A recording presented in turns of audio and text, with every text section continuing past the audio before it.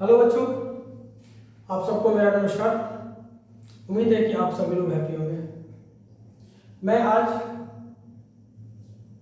छोटे बच्चों और बड़े बच्चों दोनों बच्चों के लिए मैं कुछ ट्रिक माइंड के लिए, माइंड को कैसे यूज किया जाए, माइंड कैसे तेज और स्मार्ट हो।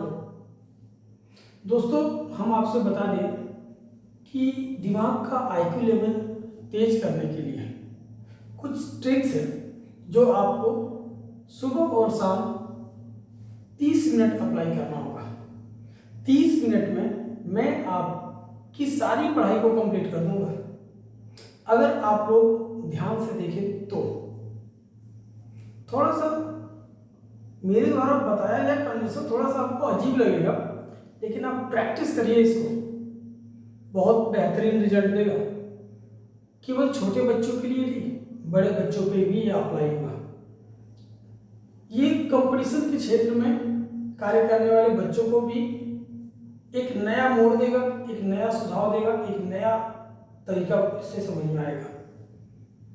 बच्चों, हम आपसे बता दें, ये मेरा खुद का अपना प्रैक्टिकल है और जो हमने प्रैक्टिकल किया है, इस प्रैक्टिकल को ही हमने आपसे शेयर किया है और मैं इस प्रैक्टिकल के आधार पर आप लोगों को भी बताने की कोशिश कर रहा हूँ कि वो बच्चा कितना हो, छोटे क्लास का हो, जिसे उसके पेरेंट्स पढ़ा रहे हैं, वो अपने बच्चे पे ये रूल लागू करे जो मैं बताने जा रहा हूँ।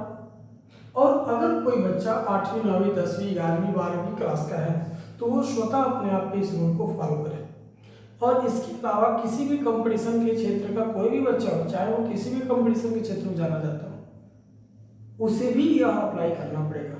अगर वह प्रतिदिन 30 मिनट सुबह और 30 मिनट शाम को कंटिन्यू, अगर 1 महीना तक मेरे द्वारा बताया गया वर्क करता है, मैं 100% चैलेंज करूंगा कि वो बच्चा जिस किसी भी क्षेत्र में जाने का प्रयास करेगा, आई एम 100% श्योर कि वो उसमें सक्सेस हो जाएगा। ये मेरे द्वारा किया गया खुद का प्रैक्टिकल है, तो मैं बच्चों से ये उम्मीद करूंगा कि बच्चे भी अपनी पढ़ाई को बेहतरीन बनाने के लिए यह प्रैक्टिकल अप्लाई करेंगे। बच्चों, सबसे पहले पढ़ाई में आप सबकी राइटिंग अच्छी होनी चाहिए। अगर राइटिंग अच्छी ना हो तो फिर पढ़ाई करने का मतलब ही खराब हो जाता है। सर, माना जाता है कि अच्छी राइटिंग के बच्चे काफ़ी अच्छे एजुकेटेड होते हैं। ये कह नहीं सकते, लेकिन कहा जाता है ऐसा कि गंदी राइटिंग अधूरी शिक्षा की पहचान है। गंदी राइटिंग अधूरी शिक्षा की पहचान है। तो सबसे पहले बच्चों, आप लोगों को कलम पकड़ना सीखना होगा, पेन पकड़ना सीखना होगा, जिससे पेन को मात्र 3 उंगलियों से पकड़ा जाता है। कुछ बच्चे आजकल इस तरह पकड़ते हैं, कुछ बच्चे ऐसे 5 उंगलियों से कलम पकड़ रहे हैं, कुछ बच्चे ऐसे पकड़ के लिख रहे हैं। लेकिन मैं बता दूं बच्चों कि कलम को केवल 3 उंगलियों से पकड़िए, ऐसे। इन दोनों का इस्तेमाल मत कीजिए, बस इन 3 उंगलियों से कलम को पकड़िए।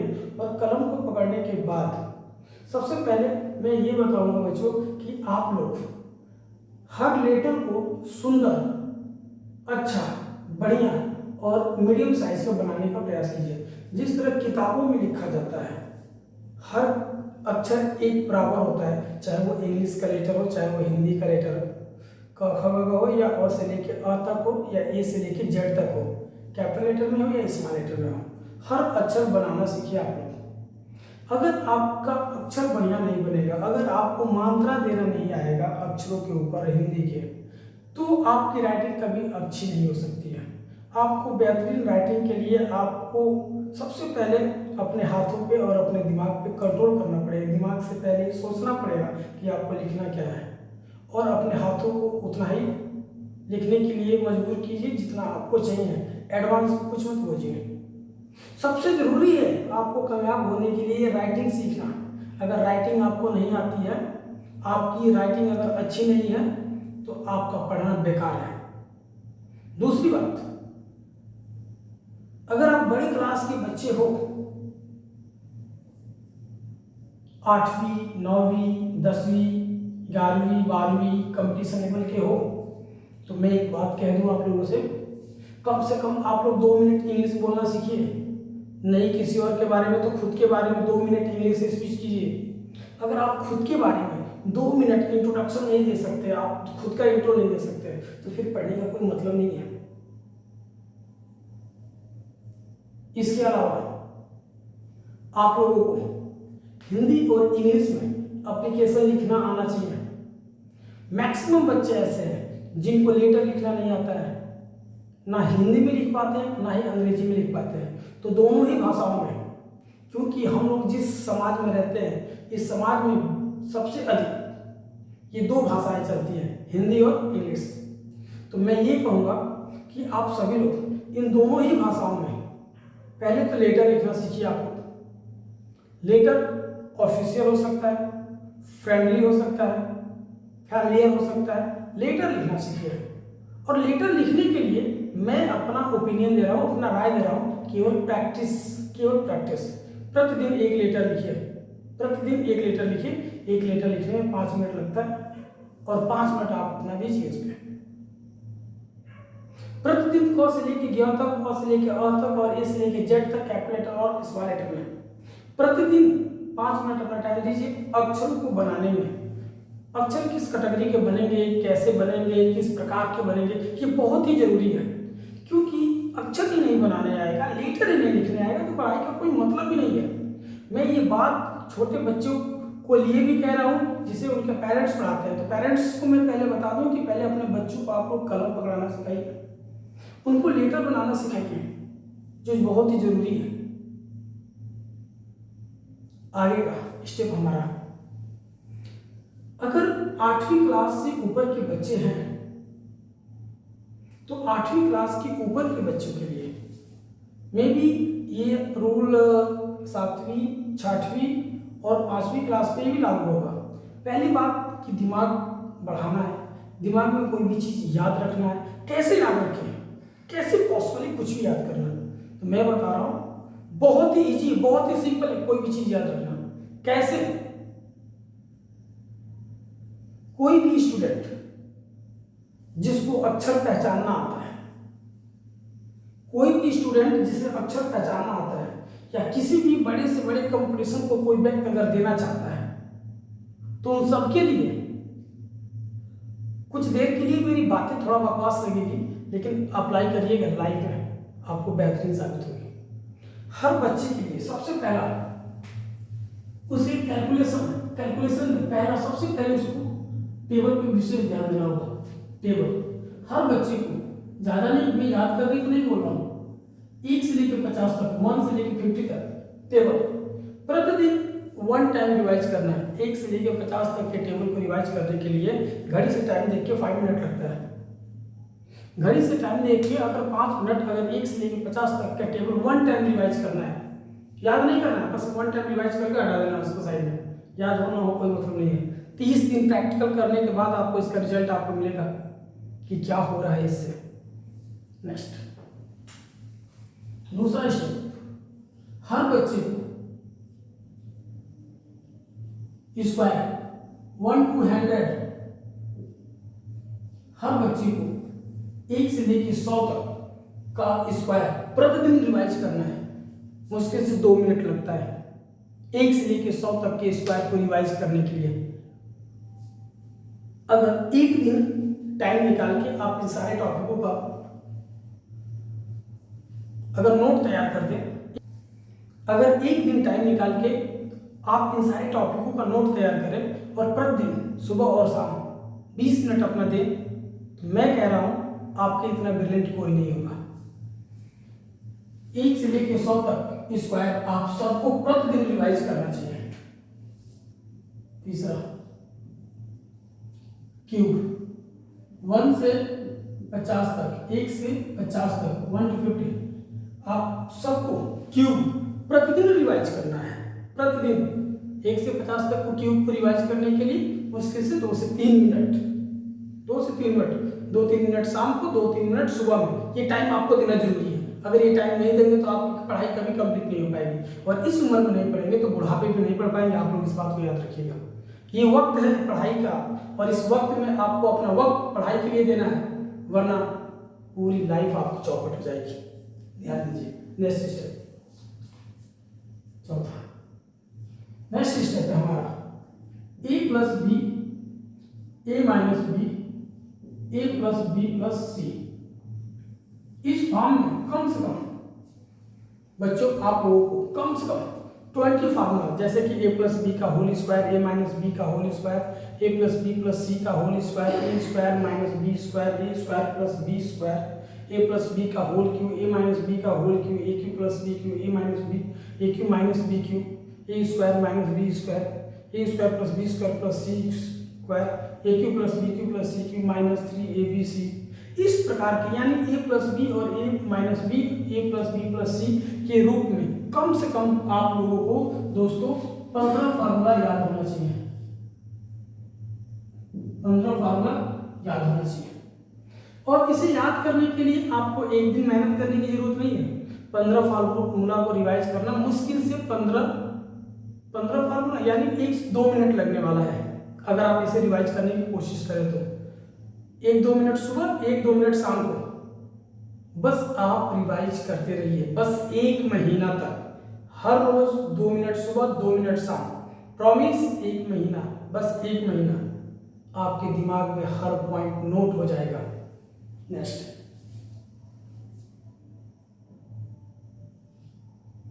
अगला आपका टॉपिक, अगर इतना आप रिवाइज करते हो, इतना आप कंप्लीट कर लेते हो, तो आपको अगला टॉपिक आपका आता है state and capital. State and capital, आपको अपने देश के राज्य और राजधानी का लिस्ट तैयार करना है कि आप जिस देश में रहते हो कम से कम उसमें कितने राज्य हैं ये जानना जरूरी है, उन राज्यों की राजधानी कहाँ है ये जानना जरूरी है।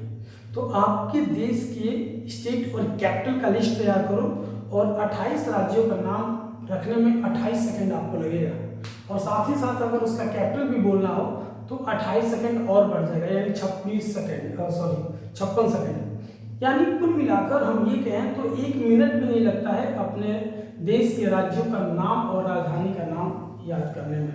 बस प्रतिदिन 1 मिनट सुबह, 1 मिनट शाम आपको समय देना होगा। नेक्स्ट,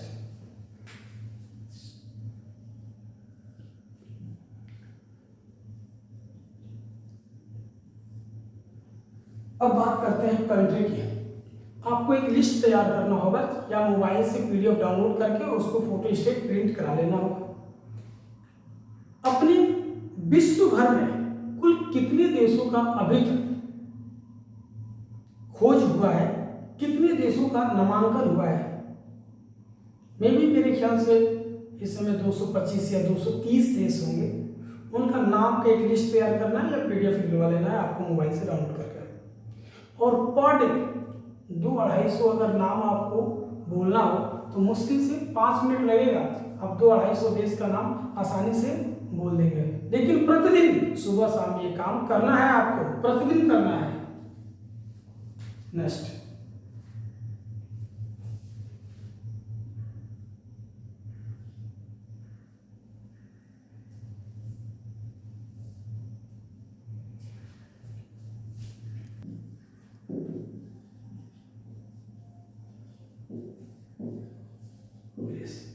अब देखिए, आपको अगर पढ़ते हैं 8वीं 9वीं 10वीं 11वीं 12वीं या कंपटीशन के स्टूडेंट हैं तो याद रहे दोस्तों, आप लोगों को ये तो पता होना चाहिए कि आप जिस देश में हैं उस देश में कितनी नदियां हैं। उन नदियों का नाम याद होना चाहिए। नदियों के नाम के साथ साथ आपको ये मालूम होना चाहिए कौन सी नदी किस स्थान पे है, किस शहर में है। तो मेरा बात माने तो इसका एक लिस्ट तैयार करें। 20-25 नदियों का लिस्ट होगा अपने भारत देश में, और 20-25 शहरों का नाम होगा जहां से वो गुजरती हैं। 20-25 नहीं होगा, 50 होगा, कोई बात नहीं। 25-50 अगर नाम को रिवाइज करना हो तो 25-50 सेकेंड लगता है, यानी 1 मिनट। आप जिस देश में रहते हो उस देश के सभी नदियों का नाम और वह नदी कौन कौन शहर से होकर गुजरती है, किस शहर में वो नदी स्थापित है, इस बात को आपको जानना है। इसका आप लिस्ट तैयार करें और इसे भी आप पर डे रिवाइज करें। ओके, उसके बाद ध्यान दीजिए, नेक्स्ट होगा आपका, अब आता है नेक्स्ट। अब नेक्स्ट मैं आपको बता रहा हूं कि आपके भारत देश में एयरपोर्ट के बारे में स्टडी करना है। कि भारत में कितने एयरपोर्ट हैं, उन एयरपोर्ट का लिस्ट तैयार करिए और कौन सा एयरपोर्ट किस शहर में है, कहाँ पे, इसका लिस्ट बनाइए। एयरपोर्ट किस नाम से और किस शहर में, इसको।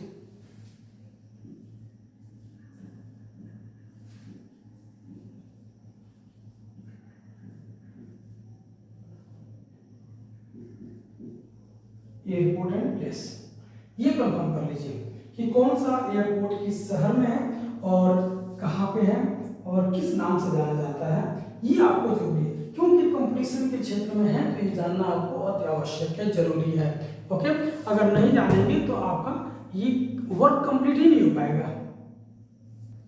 आजकल के बच्चों को अगर देखते हैं और हम किसी बच्चे से अगर डिस्कस करते हैं तो उन बच्चों को फ्लावर तक भी पता नहीं है, एनिमल्स पता नहीं है, बर्ड पता नहीं है। दोस्तों हम आपसे बता दें, बहुत ही जरूरी है आईक्यू लेवल को बढ़ाने के लिए कुछ चीज़ों का नाम याद रखना बड़ा जरूरी है।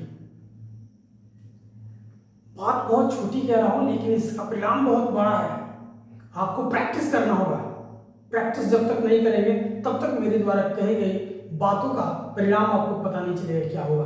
तो आप लोग अपने दिमाग में बैठा लीजिए, हर बच्चे को कम से कम 15 flower, 15 fruit, 15 birds and 25 animals, ये नाम याद होना चाहिए और उस चीज को अपने आंखों से पहचानना भी चाहिए, ताकि देख के पहचाना जा सके कौन सा फूल है, कौन सा पक्षी है, कौन सा जानवर है, कौन सा बर्ड है, क्या है, उसे देख के पहचाना जा सके। ये याद करना बड़ा जरूरी है, देख के पहचानना और उनका नाम, उनका स्पेलिंग से। हमारे यहाँ तो बच्चे इंग्लिश के वर्ड मीनिंग में फेल हो जाते हैं, फ्लावर तक का ठीक से वर्ड मीनिंग नहीं बता पाते हैं, एनिमल्स का स्पेलिंग नहीं बता पाते हैं। आज के जनरेशन पे हम कहते हैं कि हमारे देश में मॉडर्न एजुकेशन चल रहा है और मॉडर्न एजुकेशन इतना फास्ट हो गया है कि बच्चों को शुद्ध स्पेलिंग लिखना नहीं आता है। तो मैं आपसे बता दूं, याद करना जरूरी है। अगर आप स्टूडेंट हो तो, अगर आप स्टूडेंट हो तो आपको याद करना जरूरी है। अगर आप कंपटीशन निकालना चाहते हो तो आपको याद करना जरूरी है। और आप ये मत समझो कि ये इसका मतलब क्या है, मैं बता रहा हूँ आपको इसका मतलब क्या है। पहले आप 30 दिन अपना सुबह और शाम इस पढ़ाई को दीजिए और उसके बाद इसका परिणाम आपको पता चलेगा कि इसका मतलब क्या है। ओके, आप दोस्तों अब हम आपको ये बताना चाहेंगे कि नेक्स्ट पॉइंट क्या है हमारा। तो नेक्स्ट पॉइंट देखिए, आप क से लेके ग तक लिख तो लेते हैं, लेकिन माइंड आईक्यू अगर बढ़ाना है तो इसे उल्टा लिख के दिखाइए। जिस तरह क से लेके ग तक लिखने के लिए आपका हाथ नहीं रुकता है, उसी तरह ग से लेके क तक लिखने में आपका हाथ नहीं रुकना चाहिए। अ से लेके अ तक लिखने में आपका हाथ नहीं रुकता है, ठीक उसी तरह अ से लेके अ तक लिखने में आपका हाथ नहीं रुकना चाहिए। दोस्तों इस बात पर फोकस कीजिए। जिस तरह आपको ए से लेके जेड तक लिखने में आपका हाथ नहीं रुकता है, उसी तरह जेड से लेके ए तक लिखने में आपका हाथ कहीं नहीं रुकना चाहिए। अगर आप ऐसा कर लेते हैं तो समझ लीजिए कि आप नॉर्मल व्यक्ति से अधिक सोच रहे हैं, समझ रहे हैं और आप जिस किसी क्षेत्र में जाना चाहते हैं बहुत ही जल्दी आपको कामयाबी हासिल होगी अगर आप ऐसा कर पाते हैं तो।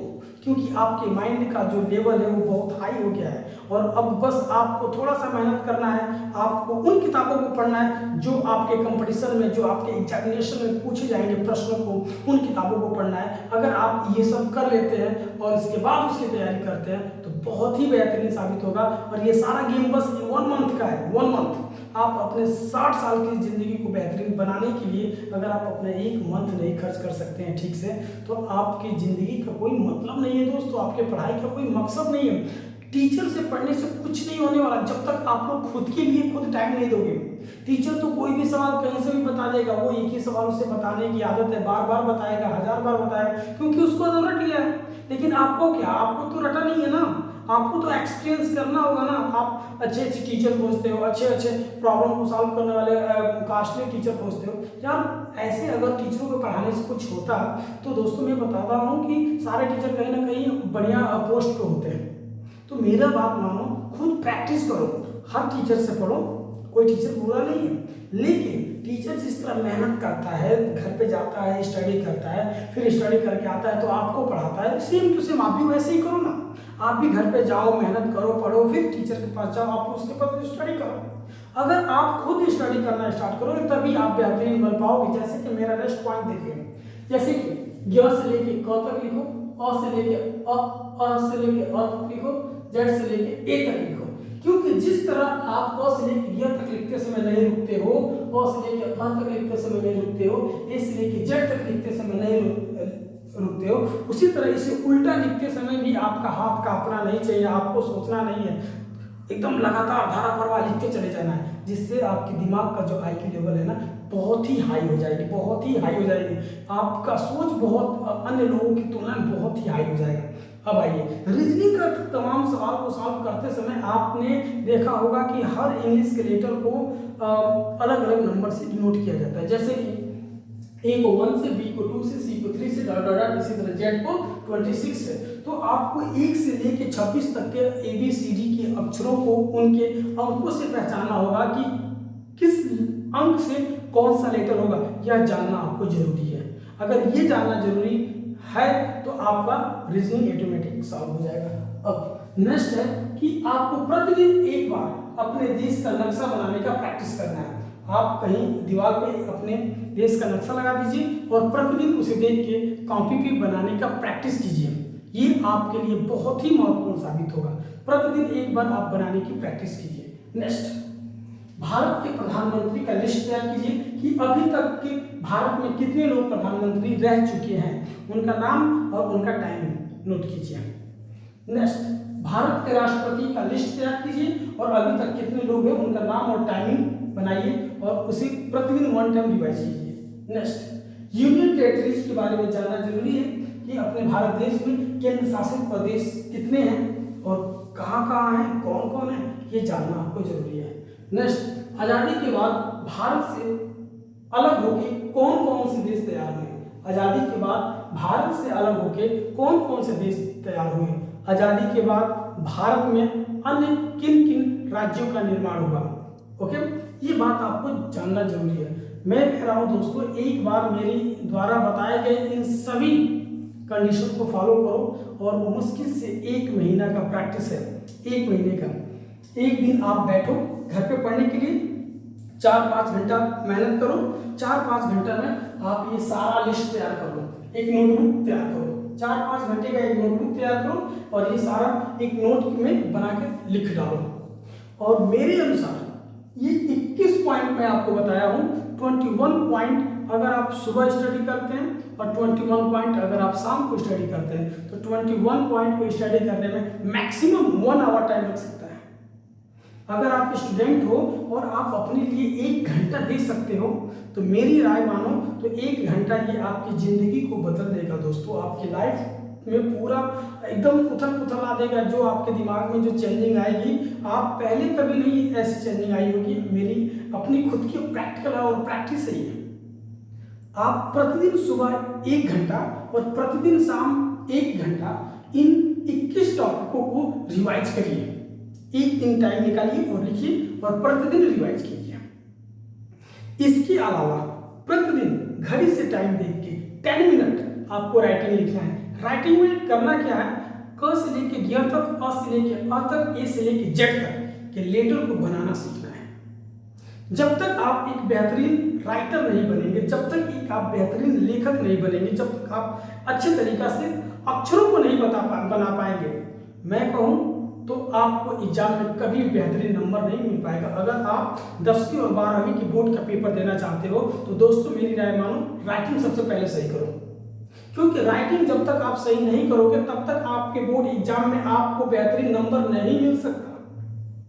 और कंपटीशन निकालने के लिए जब तक आपके माइंड का IQ लेवल हाई ना हो, कभी भी किसी प्रश्न पे आप विचार नहीं कर सकते। प्रश्नों पे विचार करने के लिए कंपटीशन में टाइम बहुत कम होता है और वही बच्चा उस कंपटीशन के क्वेश्चन को हैंडल करता है जिसका IQ लेवल थोड़ा हाई हो, थोड़ा हटके सोचता हो। इसलिए लाखों में 2-4 निकलते हैं, वरना सभी लोग निकल जाते हैं। अगर ये हर रोज आप लोग सुबह और शाम अपने जिंदगी के लिए, अपने लाइफ के लिए मात्र 30 दिन तक 1 घंटा देते हैं, 1 घंटा सुबह 1 घंटा शाम को हर रोज अगर आप अपने लाइफ को बेहतरीन बनाने के लिए सुबह और शाम का समय देते हैं, दोस्तों मैं चैलेंज करता हूं कि आपके इतना बेहतरीन कोई भी व्यक्ति साबित नहीं होगा। आपकी लाइफ बेहतरीन हो जाएगी, आप सबसे बेहतरीन वर्क करेंगे और 1 घंटा सुबह 1 घंटा शाम 1 महीना तक लगातार करें। मैं प्रॉमिस करता हूँ आपके अंदर एक नई परिवर्तन, एक नई निखार आएगी। दोस्तों ये मेरा खुद का अपना प्रैक्टिकल है, इसलिए आपको शेयर कर रहा हूँ। ये मानो तो एक तरह से आपको औषधि है। जो लड़का स्टूडेंट, जो कंपटीशन की तैयारी करने वाला बच्चा अपने लाइफ के लिए 1 घंटा नहीं देता है और ट्यूशन में जाके, स्कूल में जाके, कोचिंग में जाके पढ़ना तो अच्छी बात है, लेकिन 3-3 4-4 घंटा पढ़ता क्या है? अगर 4 घंटा वो कोचिंग जाके पढ़ता है, 5 घंटा कोचिंग जाके पढ़ता है, 2 घंटा कोचिंग जाके पढ़ता है, तो कम से कम घर पे भी तो 1 घंटा पढ़ ले ठीक से। जब तक वो घर पे स्टडी नहीं करेगा तब तक वो कैसे पढ़ पाएगा? क्योंकि उसे एक टीचर की तरह सोचना होगा। एक टीचर कैसे सोचता है मैं आपको बता दूं, एक टीचर जब पढ़ाने जाता है क्लास में, ट्यूशन में, कोचिंग में जब पढ़ाने जाता है तो वो टीचर घर से प्रैक्टिस करके जाता है। वो टीचर एक ही सवाल 100 बार प्रैक्टिस किया है, तभी जब बच्चा क्वेश्चन पूछता है तो वो टीचर तुरंत उसे सॉल्व करता है। सेकंडों लगता है, टीचर उसे सॉल्व करके दे देता है। बच्चे को सोचना चाहिए कि टीचर कैसे सॉल्व कर दिया, टीचर ऐसे सॉल्व कर दिया क्योंकि टीचर उसे बार बार प्रैक्टिस किया है। बच्चों मैं आप लोगों से यही बात करता हूँ, आप एक टीचर की तरह सोचो और एक टीचर की तरह सोच के आप भी उस क्वेश्चन को पहले पढ़ो, स्टडी करो, बार बार प्रैक्टिस करो। एक ही क्वेश्चन को 1000 बार प्रैक्टिस करो और जब एक ही क्वेश्चन को बार बार प्रैक्टिस कर लेते हो, मैं चैलेंज करता हूँ आपका हर एग्जाम बहुत ही ईजी हो जाएगा, बहुत ही सिंपल हो जाएगा, बहुत ही आसान हो जाएगा। अगर आप 30 दिन मेरे द्वारा बताए गए इस रूल को फॉलो करते हो तो 100% आप अपने मंजिल को हासिल कर लेंगे। दोस्तों मुझे विश्वास है आप लोग ऐसा जरूर प्रैक्टिस करेंगे और आप प्रैक्टिस करेंगे तभी आपको एक अच्छा मुकाम हासिल होगा। दोस्तों तो मुझे उम्मीद है कि आप लोग ऐसा करेंगे और इसका परिणाम क्या है आप लोग मुझे कमेंट करके जरूर बताइएगा। दोस्तों आप सबको मेरा नमस्कार।